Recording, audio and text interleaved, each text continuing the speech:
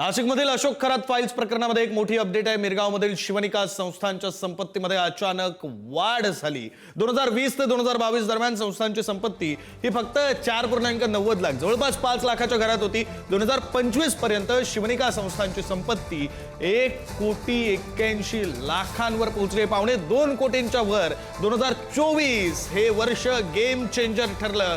76,91,416 रुपयांच्या देणग्यांचा महापूर या संस्थांवर अचानक आला। खर्च वजा जाता तब्बल 70.66 लाखांची विक्रमी शिल्लक या संस्थांच्या खात्यावर राहिली। बँकेमध्ये 23,35,000 रुपयांच्या मुदत ठेवी, तर शिवनिका संस्थांच्या पैशांचा स्रोत हा तपासाच्या केंद्रस्थानी आहे। देणग्यांचा महापूर नेमका आला कुठून, याचा आता छडा लावला जाणार। तर भोंदू अशोक खरातच्या आणखी एका फसवणुकीचा पर्दाफाश झालाय। तुर्की मधच्या नावाखाली भक्तांकडून तो लाखो रुपये उकळत होता। 1 किलो मधाची किंमत तब्बल 9 लाख रुपये इतकी त्याने ठेवली होती। शक्तिवर्धक आणि कामोत्तेजक असल्याचा दावा करत या मधाची तो विक्री करायचा। व्यावसायिक आणि राजकीय वर्तुळातील खास ग्राहकांना त्याने टार्गेट केलं होतं। ट्रस्टच्या नावावर पैसे घेऊन ब्लॅक मनी व्हाईट केल्याचा संशय देखील बळावलाय। एल्विश हनी ब्रँडिंग करत तुर्कीतील गुहेतून मिळतो असा दावा तो करायचा। मधात औषधी गोळ्या मिसळून विक्री केल्याची देखील धक्कादायक माहिती समोर आली आहे। तर लैंगिक समस्यांवर उपाय म्हणूनच ही विक्री केली जात होती। एसआयटी तपासात आर्थिक गैरव्यवहाराचा हा नवा धागा सापडलाय। तर खराच्या गोड व्यवसायामागचं कडू सत्य उघड झालंय।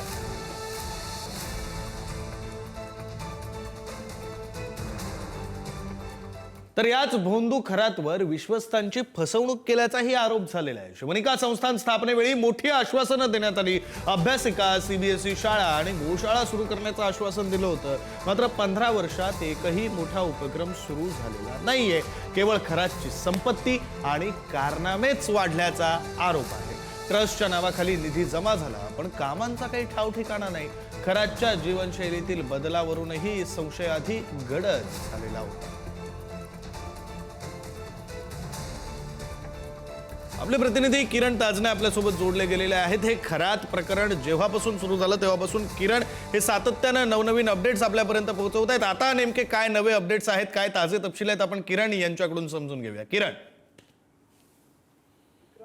सध्या या सगळ्या प्रकरणाचा तपास एसआयटीच्या माध्यमातून केला जातोय आणि त्यातलाच एक भाग म्हणजे खरात जो आहे त्याच्याकडे वेगवेगळ्या पद्धतीचे लोक येत असतात। कुणी राजकीय भविष्य जाणून घेण्यासाठी येत होते, तर कुणी काही ती घरातील समस्या त्याच्याकडे सोडवण्यासाठी जात होते, तर काही या सगळ्या काळामध्ये एल्विश हनी नावाचा जो ब्रँड आहे त्याचं मध घेण्यासाठी त्या ठिकाणी जात होते। तुर्कीतील गुहेतून हे मध मिळतं अशा स्वरूपाचा दावा तो करायचा आणि याच्यासाठीचे काही खास ग्राहक ठरलेले होते। व्यावसायिक आणि राजकीय वर्तुळातील मंडळी हे मध घेण्यासाठी त्या ठिकाणी जात असल्याची माहिती मिळते। खराच्या गोड व्यवसायामागचं हे कडू खरं तर सत्य उघड होताना दिसतंय। लैंगिक समस्यावर उपाय म्हणून ही सगळी विक्री केली जात असल्याची माहिती जी आहे ती समोर येते आणि या सगळ्या माध्यमातून आर्थिक गैरव्यवहार देखील मोठ्या प्रमाणात झालाय अशा स्वरूपाचा संशय आहे।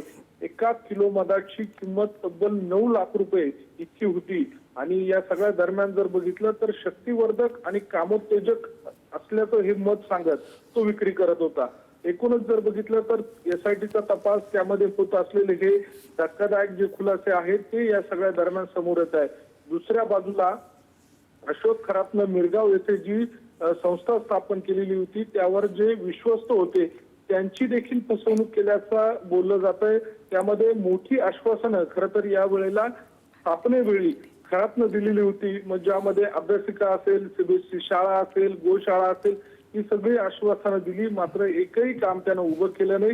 धार्मिक कार्यासोबत सामाजिक काम आणि शैक्षणिक उपक्रमाचं चित्र त्यानं उभं केलं, मात्र या सगळ्या काळामध्ये 15 वर्षात एकही मोठा उपक्रम तो उभा करू शकला नाही। मात्र दुसऱ्या बाजूला खराची संपत्ती ही टोलेजंग पद्धतीने वाढत गेली, कारनामे वाढत गेले आणि ट्रस्टच्या नावाखाली कोट्यवधी रुपयांचा निधी खरं तर या सगळ्या काळामध्ये जमा केला। त्यामुळे स्थानिकांमध्ये नाराजी वाढल्याचं चित्र आहे। अगदी टाटा इंडिका गाडी तो सुरुवातीच्या काळामध्ये वापरत होता, आता मात्र थेट आलिशान गाड्या, मर्सिडीज सारख्या गाड्या तो वापरू लागलेला आहे. त्यामुळे त्याचा कारनामा देखील आता हा सगळा उघडकीस होतोय. आणि या सगळ्या काळामध्ये खरातची सुरुवातीच्या काळात असलेली जीवनशैली आणि आत्ताची जीवनशैली यामध्ये मोठी खरं तर विसंगती बघायला मिळते. त्यामुळे संशय अधिक गडद होताना या ठिकाणी दिसून येतोय. त्यामुळे खरातचा पाय आणखी खोलात जाताना आपल्याला या ठिकाणी चित्र पाहायला मिळतंय. विक्रांत, खरंय किरण, खरातचा पाय हा दिवसेंदिवस आणखी खोलात जातोय आणि तो जसजसा खोलात जातोय त्या संदर्भातले अपडेट तुमच्याकडून घेत राहू. तुर्तास धन्यवाद दिलेल्या या सगळ्या माहितीसाठी. तर भोंदू अशोक खरात प्रकरणात एक धक्कादायक नवा खुलासा झालाय.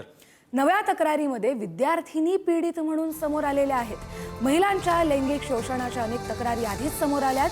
गर्भवती महिलेवर अत्याचार केल्याचाही गंभीर आरोप आहे आणि आता या प्रकरणात गर्भपात घडवून आणल्याचेही आरोप आहेत.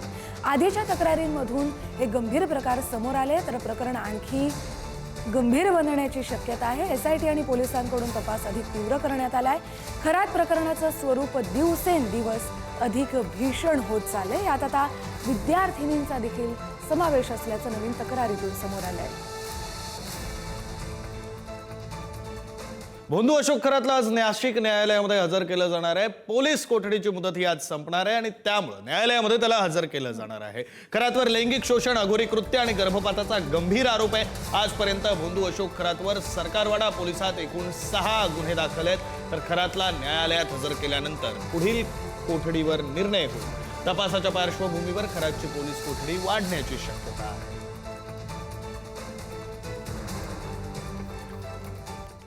नाशिकमध्ये भोंदू अशोक खरात प्रकरणात एक मोठी कारवाई झाली आहे. क्राईम ब्रँचच्या पथकाने खरातच्या ऑफिसची तपासणी केली. कॅनडा कॉर्नर परिसरातील कार्यालयाची सखोल तपासणी केली गेली. पीडित महिलांना सोबत घेऊन पोलिसांनी हा तपास राबवलाय.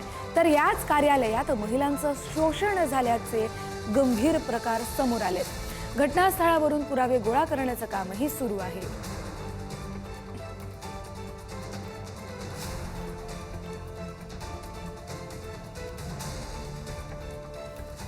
आता या भोंदू खरात प्रकरणामध्ये नवा वाद उफाळलाय. SIT प्रमुख तेजस्विनी सातपुतेंना हटवण्याची मागणी करण्यात आली. RTI कार्यकर्ते दीनानाथ काटकर यांनी पत्र लिहून ही मागणी केली आहे. तेजस्विनी सातपुतेंचा राजकीय व्यक्तींशी निकटचा संबंध असल्याचा आरोप करण्यात आला. मुख्यमंत्री, गृहमंत्री, पोलीस महासंचालकांना पत्र लिहिले. तपासाच्या निष्पक्षतेवर गंभीर प्रश्न उपस्थित करण्यात आलेत.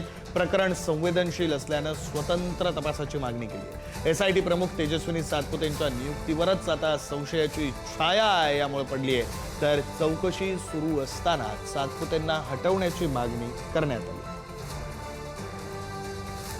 नाशिक झोनमध्ये घडले, नाशिकमध्ये घडले.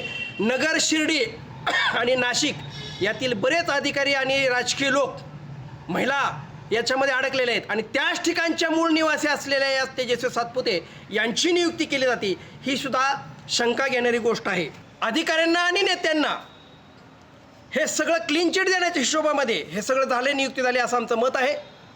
त्याच्यामुळं आमचं स्पष्ट मागणी माननीय मुख्यमंत्री, गव्हर्नर महाराष्ट्र यांना आणि तसेच कोर्टाला देखील मागणी आहे की सिटिंग न्यायमूर्तींच्या अध्यक्षतेखाली SIT नेमून याची स्वतंत्र चौकशी केली जावी.